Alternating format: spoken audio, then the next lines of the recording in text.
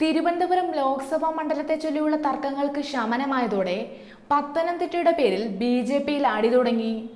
Kummanam Rajasekharan Mizoram governor പദവി രാജിവെച്ച് കേരളത്തിലെത്തിയതോടെ കുമ്മനം സ്ഥാനാർത്ഥിത്വം ഉറപ്പിച്ചു കഴിഞ്ഞു. ഇതോടെ തിരുവനന്തപുരം നോട്ടമിട്ടിരുന്ന ശ്രീധരൻപിള്ള അടക്കമുള്ളവരുടെ ലക്ഷ്യം ഇനി പത്തനംതിട്ടയാണ്. ജില്ലാ ഘടകത്തിനാകട്ടെ പക്ഷേ ശ്രീധരൻപിള്ളയേക്കാൾ താല്പര്യം കെ സുരേന്ദ്രനെയാണ്. ശബരിമല വിഷയത്തിൽ ഏറെ ശ്രദ്ധിക്കപ്പെട്ട കെ സുരേന്ദ്രനെ പത്തനംതിട്ടയിൽ മത്സരിപ്പിച്ചാൽ വിജയമുറപ്പിക്കാൻ കഴിയുമെന്നാണ് ബി.ജെ.പിയിൽ ഒരു പക്ഷത്തിന്റെ വാദം. ശബരിമല സമരത്തിനൊപ്പം നിന്ന സാമുദായിക വിഭാഗങ്ങൾ സുരേന്ദ്രനെ അനുകൂലിക്കുന്നുവെന്നാണ് അവരുടെ വാദം. പത്തനംതിട്ട കഴിഞ്ഞാൽ പിന്നെ കെ സുരേന്ദ്രന് താല്പര്യം തൃശൂർ മണ്ഡലമാണ്.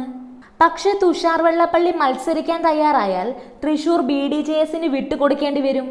ഡൽഹിക്ക് പോയ തുഷാർ വെള്ളാപ്പള്ളി അമിത്ഷയുമായി ചർച്ച നടത്തിയതായാണ് വിവരങ്ങൾ.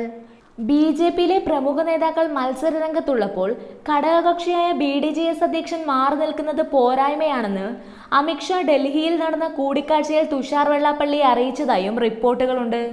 മത്സരത്തിനില്ല എന്നാണ് തുഷാറിന്റെ ഇപ്പോഴത്തെ നിലപാടെങ്കിലും തൃശൂർ കിട്ടിയാൽ മത്സരിക്കുമെന്നാണ് നേരത്തെ വ്യക്തമാക്കിയിരുന്നത്. തുഷാർ വെള്ളാപ്പള്ളി മത്സരിച്ചാൽ തൃശൂർ കെ സുരേന്ദ്രന് വിട്ടു നൽകില്ല.